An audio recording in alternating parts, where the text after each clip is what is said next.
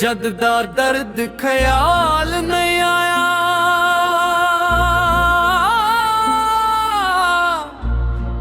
ਸੋਚਾਂ ਵਿੱਚ ਪਾਂਚਲ ਨਹੀਂ ਆਇਆ, ਉਹਦਾ ਰੂਪ ਜਮਾਲ ਨਹੀਂ ਆਇਆ, ਸ਼ਹਿਰਾਂ ਵਿੱਚ ਕਮਾਲ ਨਹੀਂ ਆਇਆ।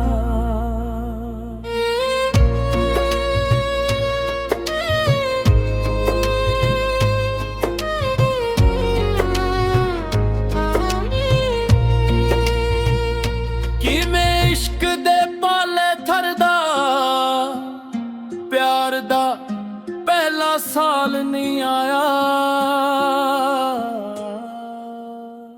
ਓਨੀ ਦੇਰ ਨਹੀਂ ਸੂਰਜ ਚੜ੍ਹਨਾ, ਜਿੰਨੀ ਦੇਰ ਬਿਲਲ ਨਹੀਂ ਆਇਆ, ਜਦ ਦਾ ਦਰਦ ਖਿਆਲ ਨਹੀਂ ਆਇਆ,